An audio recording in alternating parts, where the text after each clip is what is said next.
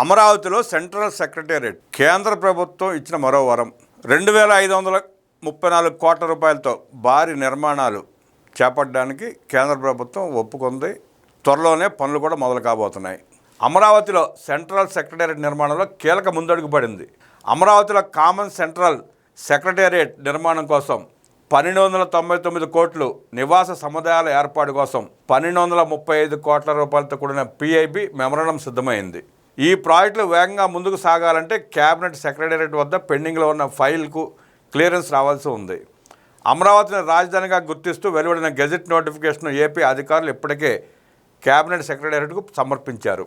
వచ్చే కేంద్ర కేబినెట్ సమావేశంలో ఈ ప్రతిపాదనకు అనుమతి లభించే అవకాశం ఉంది. ప్రాజెక్ట్ తదుపరి అనుమతులకు కీలకమైన కేబినెట్ సెక్రటేరియట్ క్లియరెన్స్ మాత్రమే పెండింగ్లో ఉంది. కేంద్ర గృహ నిర్మాణ పట్టణ వ్యవహారాల మంత్రిత్వ శాఖ నుంచి వచ్చిన ఫైల్కు కేంద్ర ఆర్థిక మంత్రి నిర్మలా సీతారామన్ ఆమోదం తెలిపారు. అమరావతిలో కేంద్ర నిర్మాణాల కోసం మొత్తం 22.53 ఎకరాల భూమిని కేటాయించారు. సిపిడబ్ల్యూడి కోసం 22.53 ఎకరాల భూమిని ఏపీ ప్రభుత్వం ఆఫర్ చేసింది. ఇందులో 5.53 ఎకరాలు సెక్రటేరియట్ నిర్మాణానికి, 17 ఎకరాలు నివాస సముదాయాల ఏర్పాటుకు కేటాయించారు. కేబినెట్ సెక్రటేరియట్ నుంచి క్లియరెన్స్ వచ్చిన వెంటనే అమరావతిలో కేంద్ర ప్రభుత్వ కార్యాలయాల నిర్మాణ పనులు